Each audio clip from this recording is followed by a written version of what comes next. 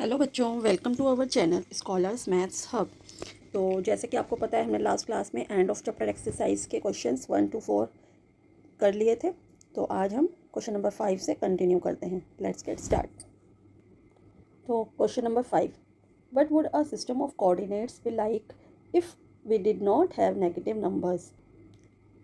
इन्होंने पूछा है कि जब हमारे पास अगर नेगेटिव नंबर्स ना हो तो जो हम कोऑर्डिनेट्स होते हैं उनका सिस्टम कैसा होगा। ठीक है, would this system allow us to locate all the points on a 2D plane.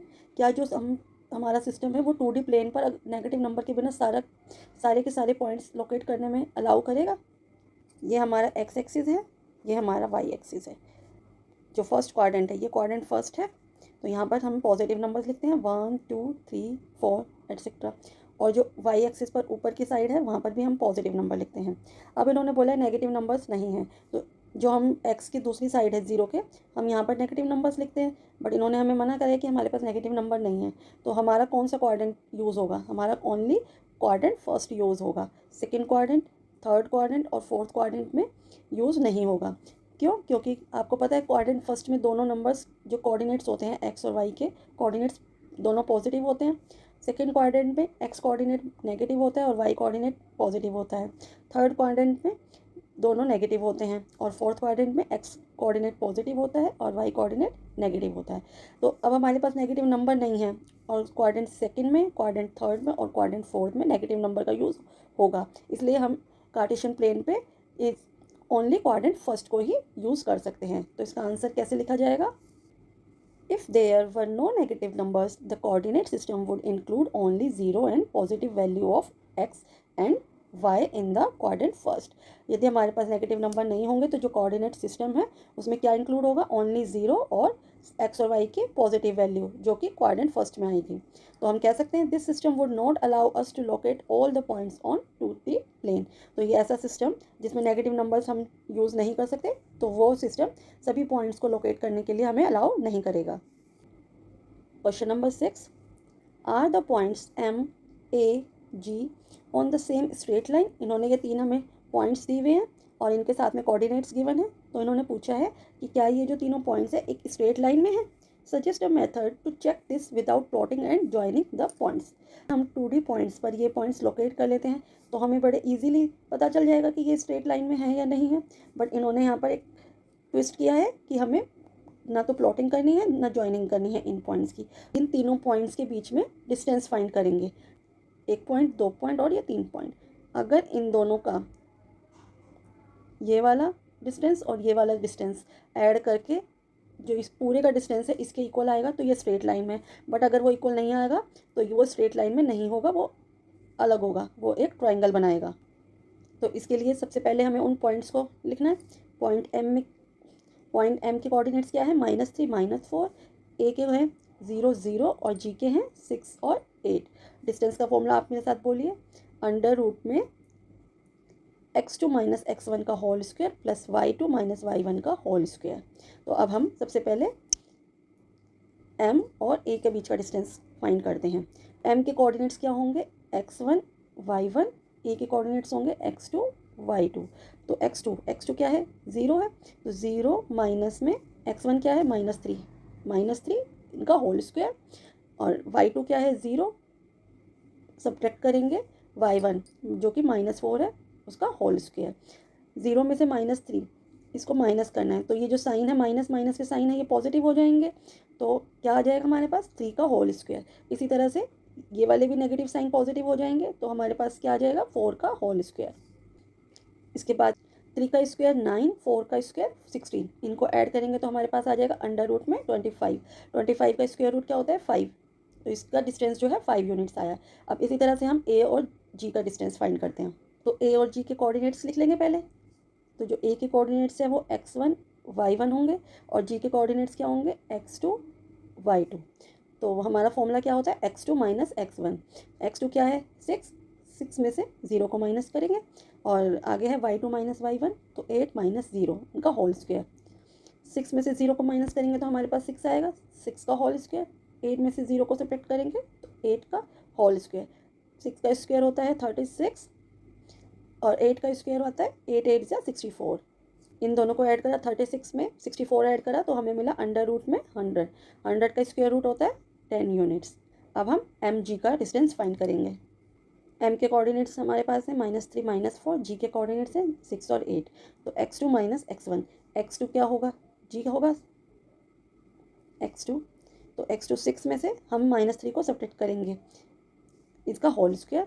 अब y2 - y1, y2 मतलब 8, y1 है -4, इसको सब्ट्रैक्ट करेंगे, होल स्क्वायर कर देंगे। 6 में से -3 को सब्ट्रैक्ट करना है तो यहाँ पर क्या साइन है, माइनस और माइनस पॉजिटिव हो जाएगा, तो 6 + 3 का होल स्क्वायर। इसी तरह से माइनस माइनस पॉजिटिव हो जाएगा, 8 + 4 का होल स्क्वायर। 6 + 3 9 का स्क्वायर, 8 + 4 12 का स्क्वायर।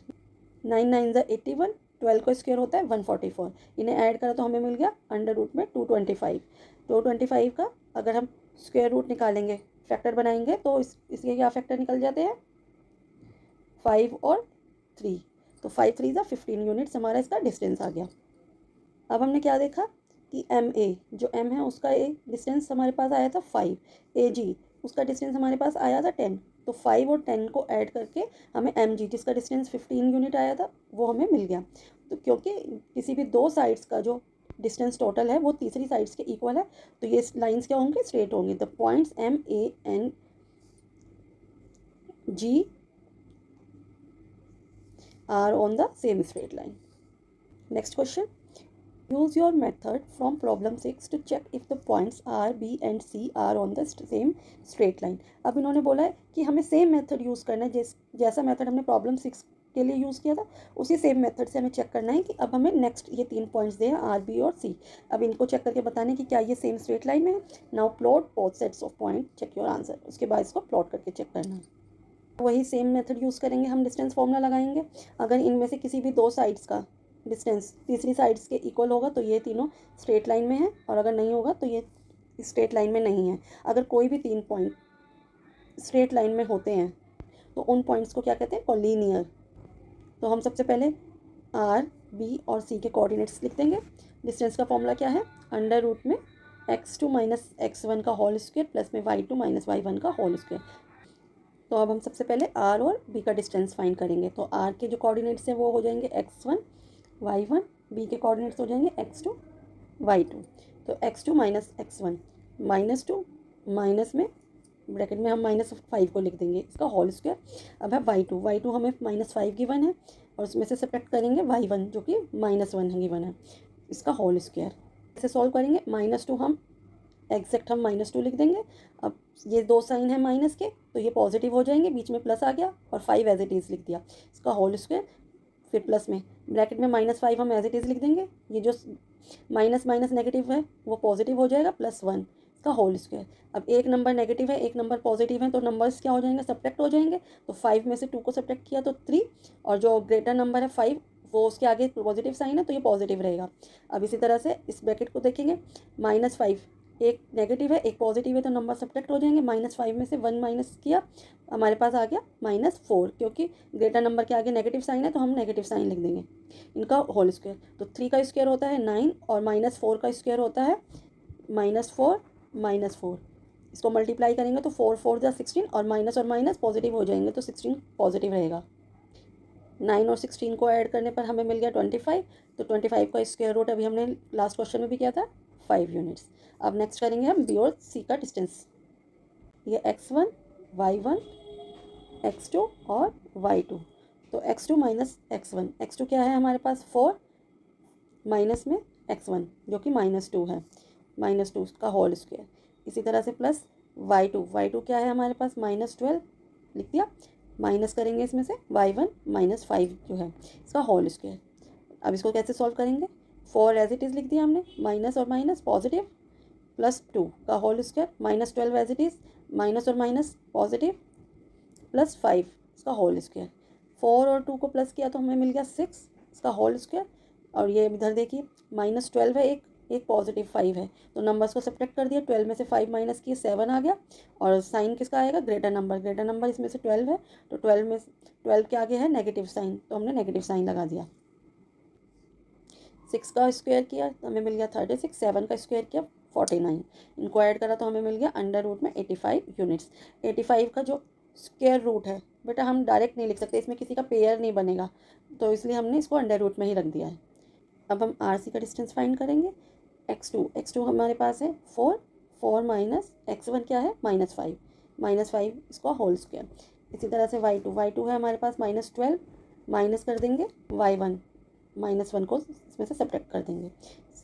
तो 4 हमने एज इट इज़ लिख दिया, नेगेटिव नेगेटिव पॉजिटिव हो गया 5 इसका होल स्क्वायर, और इधर देखिए -12 को हम एज इट इज़ लिख देंगे और ये नेगेटिव नेगेटिव पॉजिटिव हो गया, और 1 इसका होल स्क्वायर। 4 प्लस में 5 9 का स्क्वायर, -12 + 1 इसको सब्ट्रैक्ट करेंगे तो हमें मिल जाएगा -11 का होल स्क्वायर।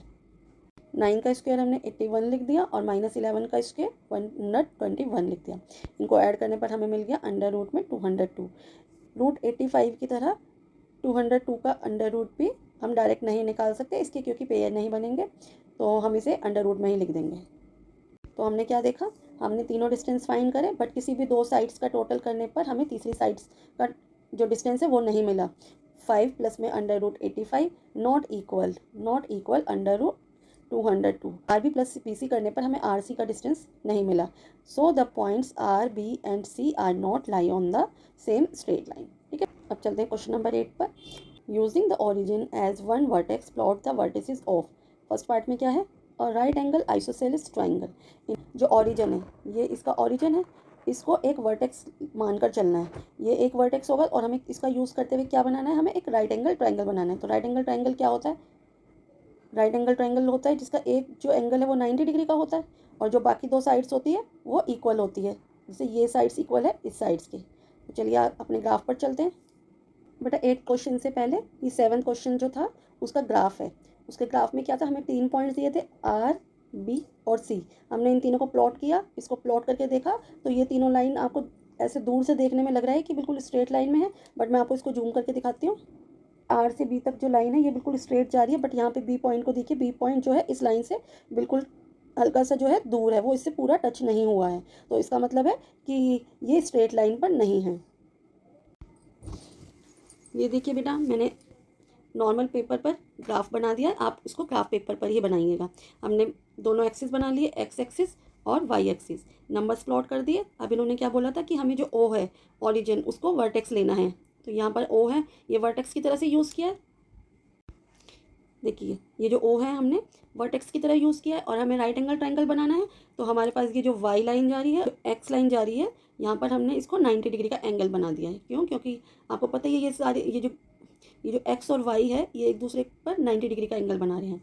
अब हमने क्या किया, मैंने यहाँ पर 6 यूनिट लिया है और यहाँ पर भी 6 यूनिट लिया है। क्यों, क्योंकि हमें आइसोसेलेस ट्रायंगल बनाना है। इसका मतलब कि दोनों साइड्स इक्वल है, तो दोनों साइड्स इक्वल तभी होंगे जब यहाँ पर हम इक्वल नंबर लेंगे। यहाँ पर भी 0 से लेकर 6 तक का डिस्टेंस लेना है और यहाँ पर भी 0 से लेकर 6 तक का डिस्टेंस लिया है। इन दोनों को पॉइंट्स को ज्वाइन कर दिया तो ये हमारा एक राइट एंगल ट्रायंगल बन गया, जिसका नाम हमने दे दिया ट्रायंगल ए बी सी। जो इसका बी एंगल है वो हमें 90 डिग्री का बना दिया है।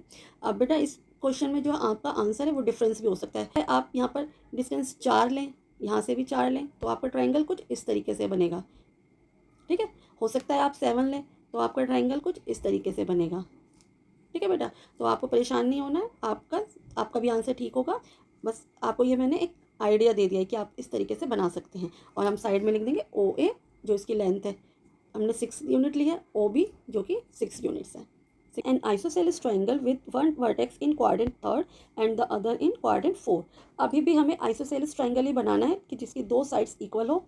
इसमें इन्होंने क्या ट्विस्ट किया है कि एक वर्टेक्स उसका क्वाड्रेंट 3 में होना चाहिए और अदर जो दूसरा उसका वर्टेक्स होगा वो क्वाड्रेंट 4 में होगा। कुछ इस तरीके से, जैसे ये देखिए आप, ये एक्स एक्सिस, ये वाई एक्सिस। हमें क्या करना है, एक वर्टेक्स तो हमें ओरिजिन ही लेना है, ये एक ओरिजिन ही है एक वर्टेक्स। तो हमें आइसोसेलेस बनाने के लिए एक जो क्वाड्रेंट 3 में वर्टेक्स लेना है। क्वाड्रेंट 3 कौन सा है, ये फर्स्ट है, ये सेकंड है, ये थर्ड है और ये फोर्थ है। तो 3 में लेना है तो हम यहाँ कहीं पर भी ले सकते हैं, ये ले लिया। क्वाड्रेंट 4 में जो हम तीसरा वर्टेक्स लेंगे वो कहीं पर भी नहीं लेना है, हमें उतना ही लेना है कि जितना डिस्टेंस हमने यहाँ से लिया है उतना ही डिस्टेंस हमें यहाँ लेना है। क्यों, क्योंकि हमें इसको आइसोसेलेस ट्रायंगल बनाना है। तो मान लीजिए मैंने यहाँ पर ये 3 पर लिया है, तो यहाँ पर भी हमें 3 का डिस्टेंस लेना है। इनको ज्वाइन कर देंगे, हमें मिल जाएगा एक आइसोसेलेस ट्रायंगल। ठीक, यहाँ पर हमने एक्स और वाई एक्सिस बना लिए। इसके बाद क्या किया मैं आपको जूम करके दिखाती हूँ। जो हमारा वर्टेक्स है वो तो यही है, ओ वर्टेक्स। तो मैंने एक्स एक्सिस से कितना डिस्टेंस लिया है, 3 का डिस्टेंस लिया है, और वाई एक्सिस पर मैंने 5 का डिस्टेंस लिया है। तो 3 और 5 जहाँ पर जॉइंट हो रहे हैं मैंने उसको पी नाम दे दिया है। इसके कोऑर्डिनेट्स क्या है, -3 और -5। एक पॉइंट हमने यहाँ ले लिया।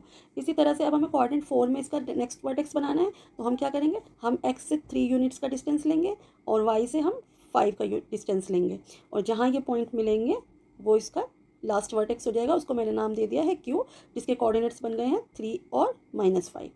इस क्वेश्चन में भी आपका आंसर चेंज हो सकता है आप इतना बना दें, हो सकता है आप इतना बना दें, तो आपके वर्टेक्स चेंज हो जाएंगे। ठीक है, तो आपको परेशान होने की ज़रूरत नहीं है, आपका आंसर भी सेम होगा, बस आइडिया के लिए आप इसको रेफ़र कर सकते हैं।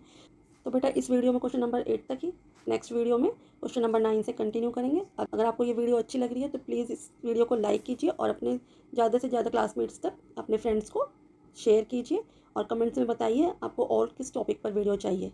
Thank you for watching.